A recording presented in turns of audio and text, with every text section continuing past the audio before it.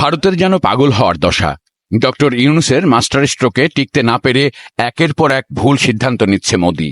তার উপর হাসিনাকে বাংলাদেশে ফেরাতে রয়েছে নানা দেশি বিদেশি চাপ। হাসিনার পরামর্শে মোদি ভেবেছিল বাংলাদেশের ভিসা বন্ধ করে বাংলাদেশকে চাপে রাখবে। উল্টো বাংলাদেশিদের ভিসা বন্ধ করে ভারতের অর্থনীতি বিপাকে। অর্থনীতিবিদরা বলছেন, ভিসা বন্ধের মতো বাংলাদেশের ট্রান্সশিপমেন্ট বাতিল, হিতে আবার বিপরীত ঘটবে ভারতের। এই দশায় মনে হয় ভারতের অর্থনীতির 12টা বাজতে চলেছে। ডক্টর ইউনূসের নেতৃত্বে হাজার হাজার বিদেশি বিনিয়োগকারী এখন বাংলাদেশে।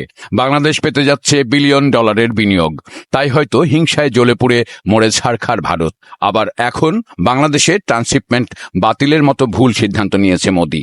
অনেক অর্থনীতিবিদ বলছেন, মোদির একের পর এক ভুল সিদ্ধান্তে ভারতের হাতে উঠবে ভিক্ষার থালা। এমনিতেই চলছে ভারতীয় রুপির রেকর্ড দরপতন। ভারতীয় রাষ্ট্রায়ত্ত বার্তা সংস্থা প্রেস ট্রাস্ট অব ইন্ডিয়া এক প্রতিবেদনে জানানো হয়েছে, ট্রান্সশিপমেন্ট সুবিধার ফলে ভুটান, নেপাল ও মিয়ানমারের মতো দেশে বাংলাদেশের পণ্য রপ্তানির জন্য বাণিজ্য প্রবাহ বাধাহীন ছিল। ভারত 2020 সালের জুনে বাংলাদেশকে পণ্য রপ্তানির এক সুবিধা দিয়েছিল। ভারতের এই সিদ্ধান্তের ফলে বাংলাদেশের পণ্য রপ্তানিতে বাংলাদেশের ব্যবসায়ীরা সাময়িক কিছুটা চাপে পড়বেন বলে জানান বিজিএমইএ এর সাবেক জ্যেষ্ঠ সহসভাপতি আব্দুল্লাহ হিল রাকিব।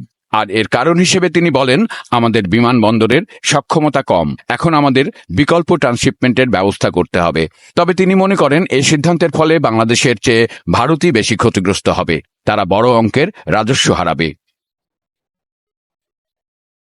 আব্দুল্লাহ হিল রাকিবের সাথে অনেকটাই একমত Bangladesh Fred forward association buffer সভাপতি কবির আহমেদ। তিনিও বলেন, প্রাথমিকভাবে এটি কিছুটা চাপ সৃষ্টি করতে পারে, কারণ আমাদের অতিরিক্ত কার্গো আগে ভারতীয় বিমানবন্দরগুলো দিয়ে যেত।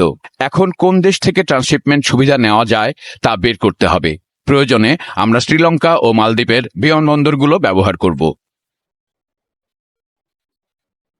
বাংলাদেশকে দেওয়া ট্রান্সশিপমেন্ট সুবিধা বাতিলের বিষয়টি নিশ্চিত করেছেন দেশটির পররাষ্ট্র মন্ত্রণালয় মুখপাত্র রণধীর জয়সওয়াল।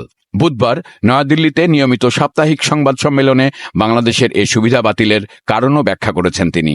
সংবাদ সম্মেলনে রণধীর জয়সওয়াল বলেন, বাংলাদেশকে ট্রান্সশিপমেন্টের সুবিধা দেওয়ার কারণে আমাদের বিমানবন্দর ও বন্দরগুলোতে দীর্ঘ সময় ধরে ব্যাপক যানজট তৈরি হচ্ছে। ফলে লজিস্টিক সহায়তা পৌঁছাতে দেরি এবং ব্যয় বৃদ্ধি পেয়েছে। এতে আমাদের নিজস্ব রপ্তানি বাধাগ্রস্ত হচ্ছে এবং বন্দরে অনেক সময় ধরে পণ্য আটকে থাকছে।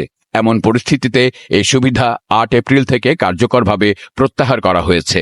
আরও স্পষ্ট করে বলতে গেলে, এ পদক্ষেপ ভারতীয় ভূখণ্ডের মাধ্যমে নেপালে বা ভুটানে বাংলাদেশের পণ্য রপ্তানিতে প্রভাব ফেলবে না। ভারতের অর্থনীতিবিদরা স্বীকার করছেন, এক ক্রান্তিকাল অতিক্রম করছে ভারত। শুধুমাত্র ভারতীয় রুপির দরপতন হচ্ছে এমন না, শেয়ার বাজারের দরপতনও ঠেকানো যাচ্ছে না। তাই অনেকেই আশঙ্কা করছেন, এমন চলতে থাকলে দেউলিয়া হয়ে যাবে ভারতের অর্থনীতি। মাহফিল অ্যাপস, দেশের সর্ববৃহৎ ইসলামিক ভিডিও স্ট্রিমিং অ্যাপস। হালালভাবে সকল ইসলামিক ভিডিও দেখতে এখনই ইনস্টল করুন।